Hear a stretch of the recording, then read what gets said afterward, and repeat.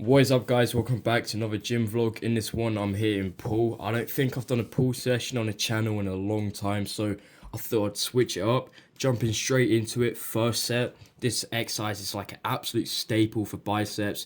Incline dumbbell curl. Can't lie though, I've been stuck at 17.5 for time now. Like, it's actually getting a little annoying, but holy shit, my arms actually look insane in this.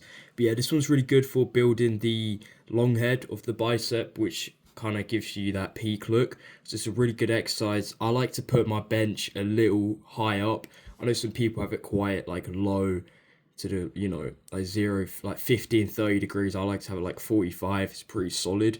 But yeah, that was my first set. I believe I got like 6 reps, so I was pretty happy with that. So jumping into the second set, pretty good, can't lie.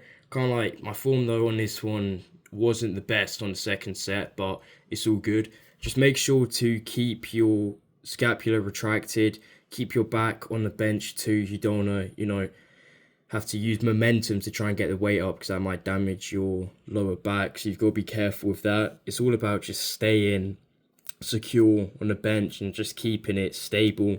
But anyway, I like to kind of superset, I guess, with alternating dumbbell curls. It just feels like pretty anabolic to do after incline dumbbell curls. So I just kind of bang a couple of those out. I was pretty happy with it though. I got decent amount of reps, and this is like 20 seconds after doing incline dumbbell curl. But yeah, so definitely add that one to your routine. And the second one, again, this one's a really good bicep exercise, preacher curl.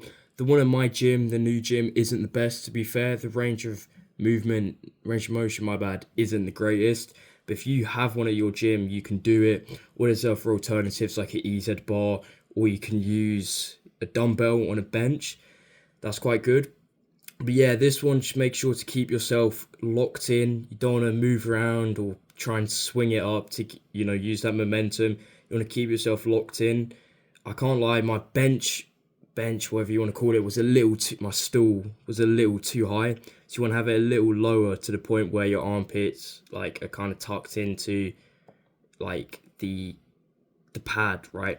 But yeah, this one's really good for building the short head. Again, this paired with incline dumbbell curl is literally the only two bicep exercises you need.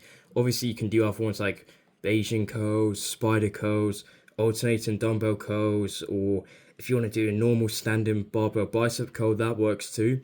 But I've been doing these two. I've been running these two specifically together for like 3 months now, maybe. I used to do hammer curls, but I've kind of swapped that out for reverse forearm curls, and I've got to say these two paired together are proper like good duo. I've definitely seen some growth in my biceps, so I'd recommend adding those two to your routine. But yeah, moving on to back, obviously you got to hit it first with the lat pull down. Great exercise, building the lats really helps you give that width. I like to go slightly wider on my grip. I obviously use wrist straps, so my forearms and my grip don't give out before my lats and other parts of my back do. So if you don't already have a pair of wrist straps, I'd recommend investing in a pair.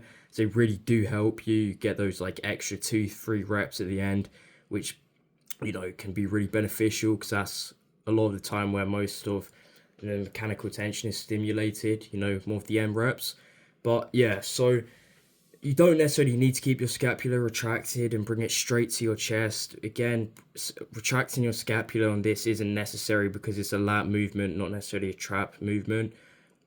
That's something I learned the other day, actually. But yeah, so I was pretty happy with that. I moved up on reps, not sure about weight. Quick tip too, progressive overload isn't always about increasing the weight. It's also about increasing the reps or just the RME. Oh, yeah, rate of perceived exertion. I forgot what the actual acronym for it is. But yeah, so second exercise, seated cable row. Mind the angle on like these two is shocking. I thought it would look really good. But yeah, this one's really good for building thickness in the mid back. It helps you give that kind of dense look, which is really good. You don't want to neglect it. But I've been running this for well over like a year. Really good. I definitely recommend it. Make sure to drive your elbows back. You can hold the squeeze. It feels really nice. But yeah, moving on to the third exercise for back.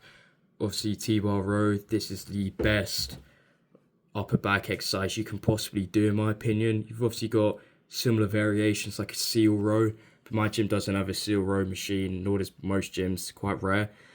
But yeah, mind the arch on this too. But just, yeah, drive your elbows back, really hold that squeeze. And something you can also do is at the end of your set, when your arms give out, you can do Kelso shrugs, which is basically what you'll see me doing at the end of my set here, where I'm kind of just retracting my scapula to bring the weight up rather than driving it up with my arms.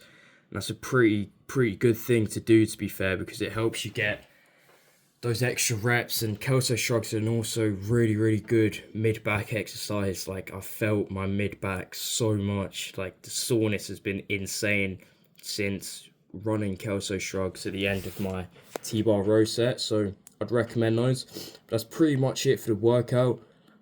Just quick physique check. Pretty happy with the physique. My triceps are definitely coming through. Abs are coming through, obviously on a bulk. Currently 64 kg, 5'9". Trying to get to, I'd say, 70 by February. But yeah, I'm pretty happy with my physique at the moment.